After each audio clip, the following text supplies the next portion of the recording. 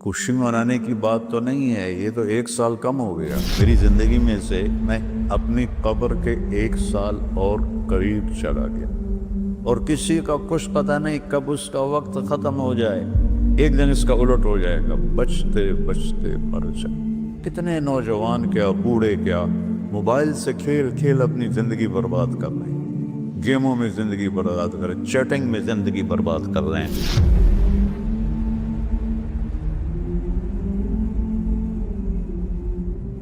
ویسے تو نئے سال نئے سال میں کوئی نئی چیز نہیں، وہی جنوری آ گیا جو پچھلے سال آیا تھا، وہی فروری آئے گا جو پچھلے سال تھا، وہی مارچ آئے گا جو پچھلے سال تھا، وہی سردی ہے جو پچھلے سال تھی۔ کچھ بھی نہیں بدلتا، صرف ہندسہ بدلتا ہے، باقی سال میں تو نئی کوئی بھی چیز نہیں ہے۔ موسم بھی وہی ہیں، دن رات بھی وہی ہیں، بارش آندھیاں بھی وہی ہیں، دریاؤں کی روانی، ہمارے تو دریا خشک ہو گئے، وہی پہاڑوں پہ برف ہے، وہی آبشاریں ہیں، وہی چشمے ہیں، وہی پرندوں کی ڈاریں ہیں، وہی رات کا اندھیرا ہے، وہی دن کا اجالا ہے، وہی صبح و شام ہے، وہی کہیں رونا ہے، کہیں ہنسنا ہے، کہیں دکھ ہے، کہیں سکھ ہے، کہیں ظالم ہے، کہیں مظلوم ہے، کہیں بدکار ہے، کہیں نیکوکار ہے، کہیں دھوکے باز ہے، کہیں دیانتدار ہے۔ ہر چیز تو اسی طرح چل رہی، تو تبدیلی کیا ہوئی ہے؟ اور کتنے پاگل پن کی بات ہے کہ خوشی منائی جاتی ہے۔ خوشی منانے کی بات تو نہیں ہے، یہ تو 1 سال کم ہو گیا میری زندگی میں سے۔ میں اپنی قبر کے 1 سال اور قریب چلا گیا، تو بدلا تو کچھ بھی نہیں۔ یہ جنوری شروع ہو گیا، پھر فروری آ جائے گا، پھر چلتے چلتے پھر دسمبر آ جائے گا، پھر ایسے موسم گم ہو جائے گا، اور ہماری زندگی کا 1 سال اور گھٹ جائے گا۔ کچھ چیزیں یاد رہ جاتی ہیں، حادثات، واقعات، باقی آدمی سب کچھ بھلا دیتا ہے۔ اتنی عمر گزار کے ماضی میں دیکھیں تو کچھ یاد ہے، اکثر بھول گیا ہے۔ البتہ پچھلے سال کا جو میرے بیٹے کی وفات کا حادثہ ہے، وہ شاید مجھے موت ہی بھلائے گی، اس سے پہلے تو بھولنے کا کوئی شکل نظر نہیں آتی۔ اس کا وقت تھا، وہ چلا گیا۔ تو 2023 تو میری زندگی میں ہمیشہ ہی مجھے دکھ دیتا رہے جب تک میری زندگی باقی ہے۔ تو وقت ایک بہت بڑی دولت ہے۔ جن جن چیزوں سے وقت پیدا ہوتا ہے، اللہ نے سب کی قسم اٹھائی ہے۔ ہر وہ چیز جو وقت کے بننے میں استعمال ہو رہی ہے، اللہ اس کی قسم اٹھا رہا ہے، یہ بتانے کے لیے کہ یہ جو سانس ہے نا، اب یہ کبھی واپس نہیں آئے گا۔ گئی دولت واپس آ جاتی ہے، گئی صحت واپس آ جاتی ہے، گری عمارت دوبارہ بن جاتی ہے، لیکن یہ جو سانس وقت نے لیا ہے واپس نہیں آ سکتا ہے۔ دن اور رات کتنے بڑے ڈاکو ہیں کہ علل اعلان ہماری زندگی کو کھاتے جا رہے ہیں، کھاتے جا رہے ہیں، کھاتے جا رہے ہیں۔ کوئی ہمارے 100 روپے جیب سے نکالے تو ہم کہتے ہوئے یہاں جمعے میں آ جاتے ہیں جیب کترے، وہ موبائل نکالتے ہیں، اور جی میرا موبائل نکل گیا، ذرا ہوشیار بھی رہنا، پتہ نہیں آئے نہ بیٹھے ہوئے تو وہ میرا موبائل نکل۔ لیکن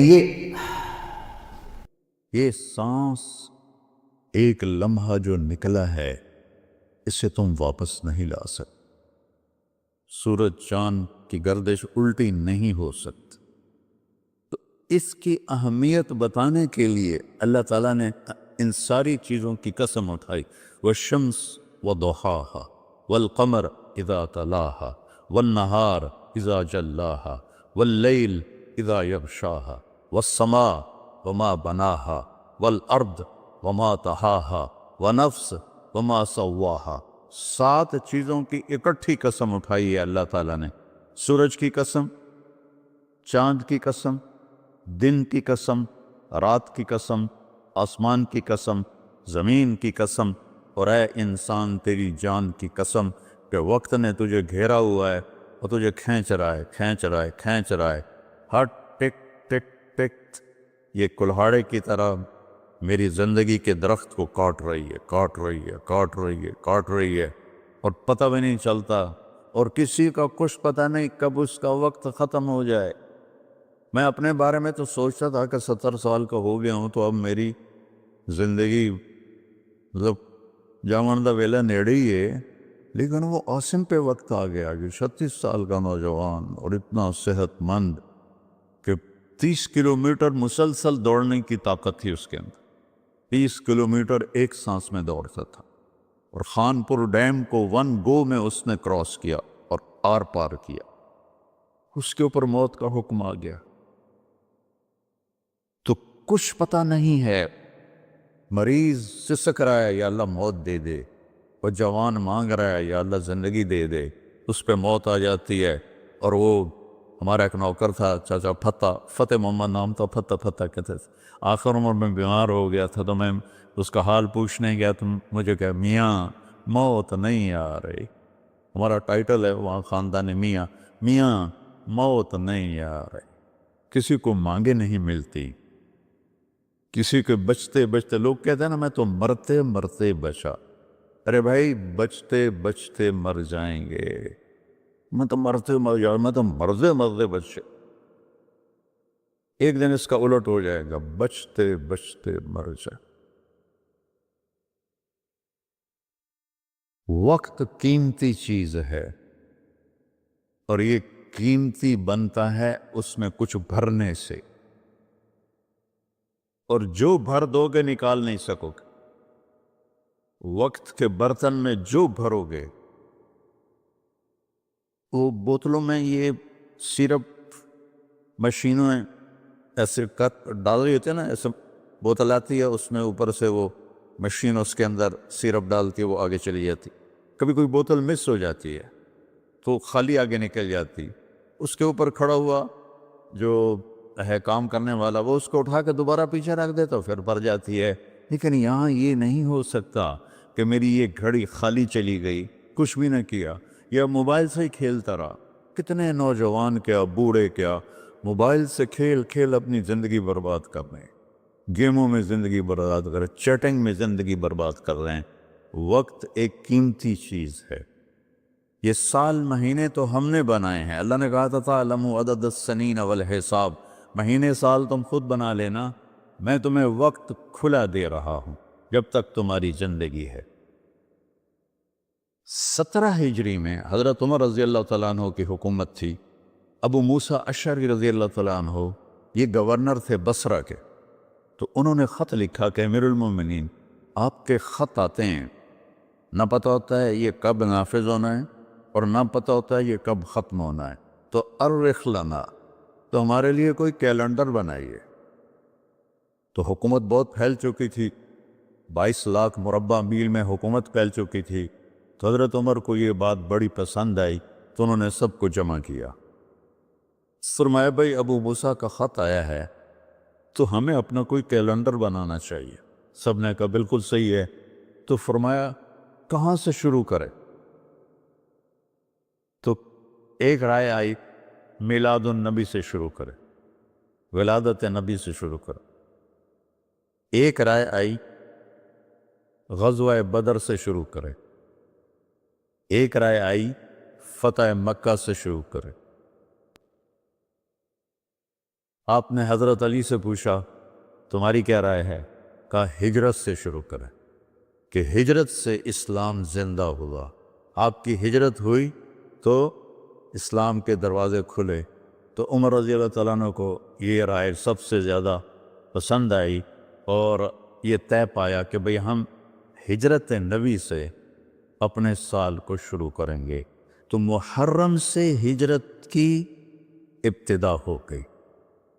تو آپ نے فرمایا چونکہ ہجرت کی ابتدا تو محرم سے ہے، ہمارے نبی نے ہجرت کی سفر میں جا کر، 27 سفر، تو ہم ہجری شروع کریں گے وہاں سے، اور سال شروع کریں گے محرم سے، کہ محرم سے ہجرت کی ابتدا ہوئی تھی۔ اور حاجی حج کر کے واپس جاتے ہیں تو محرم پہلا مہینہ بنتا ہے، تو لہٰذا ہمارا جو سال بنا وہ بنا محرم سے شروع ہوگا، اور اس کی جو سال کی جو انتہا ہے، ابتدا، وہ ہجری سے ہوگی۔ اور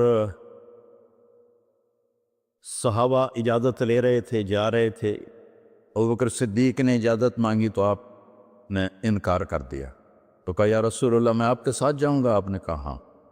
حضرت عمر رضی اللہ عنہ نے اجازت مانگی، آپ نے دے دی، تو حضرت عمر رضی اللہ تعالیٰ عنہ نے زرہ پہنی، تلوار سجائی اور بیت اللہ کا طواف کیا، اور جہاں سارے قریشی بیٹھے تھے وہاں کے کھڑے ہو گئے، کہا بھائی جو یہ چاہتا ہو کہ اس کی بیگم بیوہ ہو جائے، بچے یتیم ہو جائیں، تو یہ میں مکہ چھوڑ کے جا رہا ہوں، جس مائی کے لال میں طاقت آئے اور مجھے روک کے دکھائے۔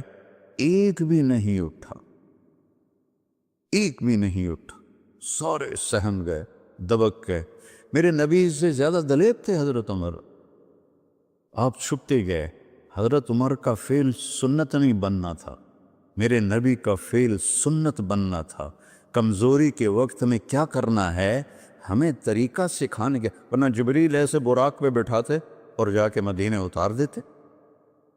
امت کو سبق دینا تھا، جب تم کمزور ہو تو پھر اس وقت تم نعرے بازی نہ کرو، اپنی طاقت کو حاصل کرو۔ نعروں سے بھی کبھی کوئی قوم فتح ہوتی، اور بد دعاؤں سے بھی کبھی کوئی قوم برباد ہوتی، ہمارے جیسوں کی بد دعائیں۔ تو اپنی اصلاح کمزوری کے وقت میں وہ کرو جو میرے نبی نے کر کے دکھائے، کمزوری کے وقت میں وہ نہ کرو جو بدر میں انہوں نے کر کے دکھایا۔ اس وقت سارا باطل ہم پر چھایا ہو، ہمیں تو ایک جہاز کا پرزہ بھی بنانا نہیں آتا، تو وہ کتنے بے وقوف ہوں گے جو کہیں ہم کو ذرا پرزہ دے ہوئے جو توڑو تو ہی بم سٹنا ہے، کیا خیال ہے دیں گے وہ؟ جب تک ہم اپنے وسائل پہ، جب تک ہم اپنے علم میں، دیکھو چائنا والوں نے جا کے انگلینڈ میں علم نہیں سیکھا، امریکہ میں علم نہیں سیکھا۔ ہمارا ہر محکمہ، چاہے وہ فوج ہو چاہے وہ سول ہو، امریکہ جا رہے ہیں، انگلینڈ جا رہے ہیں سیکھنے کے لیے۔ ارے دشمن بھی کبھی سکھائے گا کچھ؟ ہم خود تراشتے ہیں منازل کے سنگ میل، ہم وہ نہیں ہیں جن کو زمانہ بنا گیا۔ جاپان نے کوئی جا کے انگریزی سیکھی تھی، چائنا نے انگریزی سیکھی تھی۔ انگریزی سیکھنا کوئی منع نہیں ہے، ایک زبان ہے، سیکھو، لیکن اس کو بڑائی اور عزت کا معیار بنا لیں، کیا ظلم و ستم ہے یارو۔ اپنے علم میں خود مختار بنو گے، اپنی طاقت حاصل کرو گے، اللہ سے تعلق بڑھاؤ گے، پھر نعرے لگاؤ، ایسے زندہ باد مردہ باد، کیا فضولیات۔ مسجدوں میں اتنا شور مچ جاتا ہے، زندہ باد مردہ باد۔ حضرت عمر رضی اللہ تعالیٰ نے دیکھا دو آدمی مسجد نبوی میں اونچی اونچی بات کر رہے تھے، تو آپ نے ایک کنکر اٹھایا اور ان کو ایسے پھینکا، جب ان کے سامنے گرا تو انہوں نے مڑ کے دیکھا، تو حضرت عمر نے ایسے اشارے سے بلایا مسجد نبوی میں، تو وہ آ گئے، کہا کہاں سے آئے ہو؟ کہا یہ طائف سے۔ کہ اگر تم مدینہ کے ہوتے تو مار مار کے تمہارے چہرے میں خونی کر دیتا، تم نبی کی مسجد میں اونچی آواز سے بول رہے۔ یہ ساری مسجدیں مسجد نبوی سے جڑی ہوئی ہیں، بیت اللہ سے جڑی، ان میں نعرے کبھی زندہ آباد کبھی مردہ آباد، یہ کیا امت نے طریقہ اپنا لیا ہے۔ سلطان عبد المجید نے جب مسجد نبوی بنائی، جو سیکنڈ لاسٹ تھا ترکی بادشاہ، تو اس نے ساری دنیا سے کاریگر بلائی، ان کو استنبول میں ایک بستی میں ٹھہرایا اور کہا اپنے ہر ہنر والا اپنے بچے کو حافظ بنائے اور اپنا ہنر سکھائے۔ تو سب نے ایک ایک بچہ حافظ بنایا، اپنا تعمیراتی ہنر سکھایا، تو 3000 حفاظ اور کاریگر تیار ہوئے۔ ان کو سلطان عبد المجید نے مدینہ بھیجا اور انہوں نے مسجد نبوی کی تعمیر شروع کی۔ سارا ہر پتھر پہ قرآن پڑا ہوا ہے، جو پرانی مسجد ہے۔ اور جب کوئی پتھر رکھتے تھے اور وہ تھوڑا بڑا ہوتا تھا، اس کے مطابق نہیں ہوتا تھا، تو وہ نشان لگاتے، اور وہاں بھی تراش سکتے تھے تیشے کے ساتھ، نشان لگاتے۔ جس بستی میں وہ ٹھہرے ہوئے تھے وہاں وہ پتھر واپس جاتا، وہاں اس کی کاٹ تراش کر کے پھر واپس بھیجا جاتا، پھر اسے لگایا جاتا، پھر وہ تھوڑا سا زیادہ ہوتا، پھر وہیں جاتا تھا، اور وہاں جا کے تاکہ ٹھک ٹھک کی آواز میرے نبی کو تکلیف نہ دے۔ میرے نبی تو اپنی قبر میں زندہ ہے تاکہ ان کو تکلیف نہ ہو، تو پھر اس کو واپس لا کے پھر جوڑا جاتا تھا۔ ایسے ہی بیت اللہ بنا، وہ جو پرانا اب انہوں نے گرا کے نیب کر دیا، تو ہر پتھر پہ قرآن پڑھا گیا ہے، ہر پتھر پہ، اور مسجد کا ادب ایسا تھا۔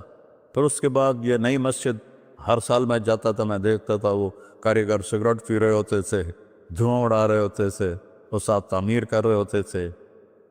نہ وہ عشق میں رہیں گرمیاں، نہ وہ حسن میں رہیں شوخیاں، نہ وہ غزنوی میں تڑپ رہی، نہ وہ خم ہے زلف ایاز میں۔ وہ زمانہ ہی بدل گیا، وہ مسلمان آئے وہ شاخ گئے وعدہ فردہ لے کر، اب انہیں ڈھونڈ چراغ رخ زیبا لے کر۔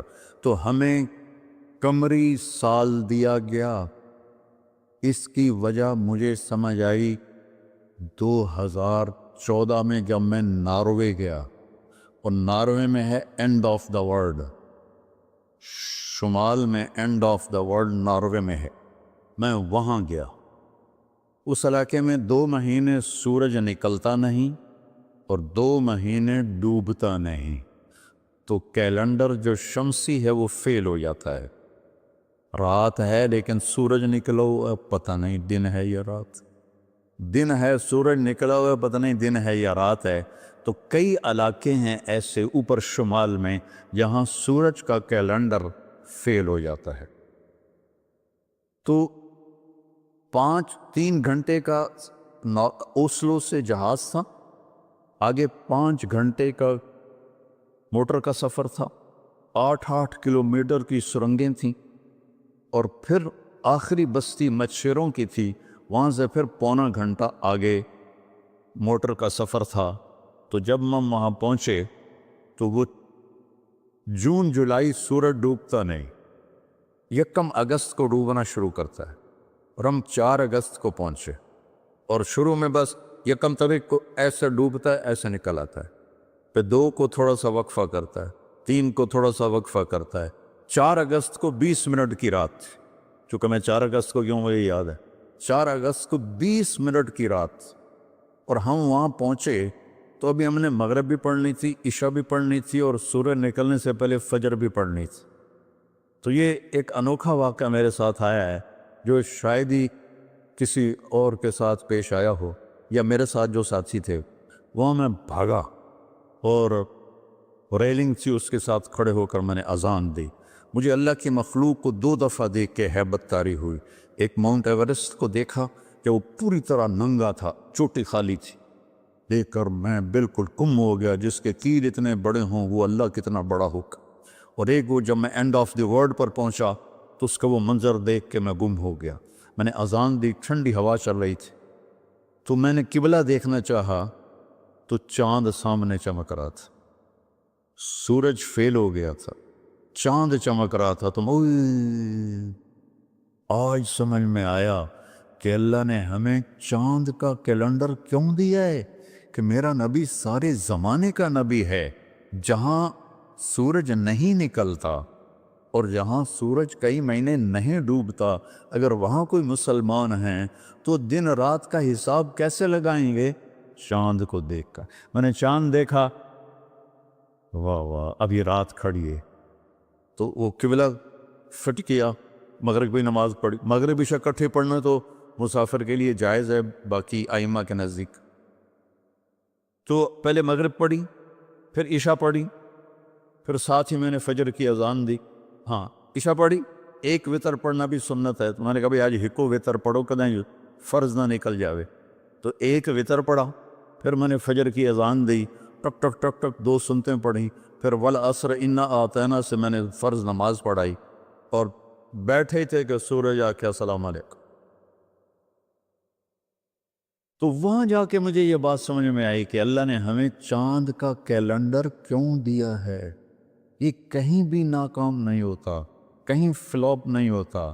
سورج کا کیلنڈر کتنی جگہ ہیں دنیا میں جہاں فلاپ ہو جاتا ہے، ناکام ہو جاتا ہے. تو یہ ہمارے نبی کی عالمی نبوت کی ایک دلیل چاند کا نظام شمسی بھی ہے. تو بھائیو، میں بہت ساری باتیں وقت کے متعلق بتا گیا. کہنا تو یہ تھا کہ ہندسہ بدلا ہے تو اپنے آپ کو بھی بدلیں، توبہ کریں اپنے رب کی بارگاہ میں اور گناہوں سے توبہ کریں. پتہ نہیں کب عاصم کی طرح کس کو موت اٹھا کے لے جائے. تو نہ جانے بلا لے پیا کس گھڑی، تو کیا کیا کرے گی کھڑی دن کے دن. نہ جانے بلا لے پیا کس گھڑی، پتہ نہیں کب موت کا ڈنکا بج جائے. تو بھائیو، اس سے پہلے توبہ کرو، اپنے رب کی بارگاہ میں جھکو، فرائض ادا کرو، 5 نمازیں پوری پڑھو، جھوٹ نہ بولو، سچ بولو، دھوکہ نہ دو، دیانتداری سے چلو، بدکاری نہ کرو، نکاح کرو، نشے نہ کرو، حلال پیو، حلال کھاؤ، حرام نہ کماؤ، حلال کماؤ.